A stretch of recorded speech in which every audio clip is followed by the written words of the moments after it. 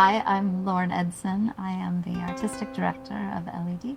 And I'm Andrew Stensaas, the creative director of LED. So what is LED? We are so many things, but we like to think of ourselves as a multimedia arts company that combines dance, original music, film into cinematic worlds. And simply put, we make art that moves people. I grew up in Boise. I have always craved a space that really felt like it was a creative container for artists to make and share and incubate ideas.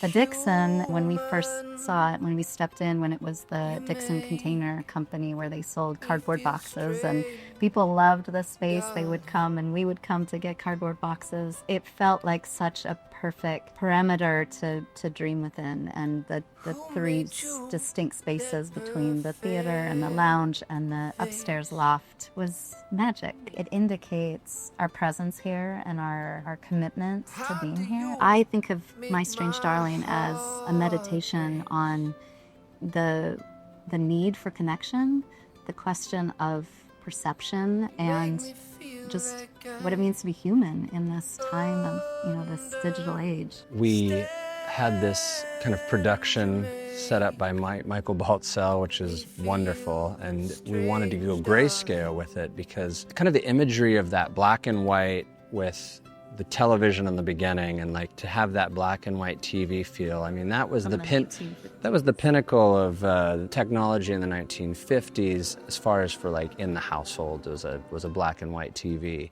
70 years ago isn't that long ago, and so then same questions. Yeah, same questions and same kind of outlook from the public end of what sci-fi is. I one day thought, wouldn't it be amazing to see a puppet integrated into a dance piece and see it dance?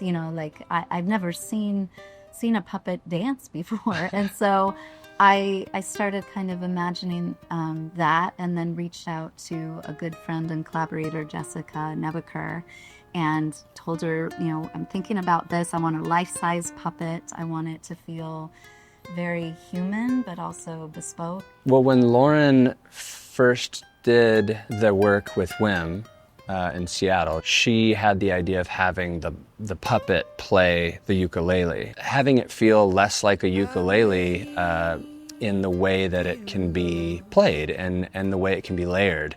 There's a lot of layering of ukulele along with, more of the cinematic score aspects woven into it, and it being an instrument that is within the orchestra. As creators of art, our job is definitely to not answer anything, right? And it's to ask compelling questions. And I think those compelling questions are not for us to decide.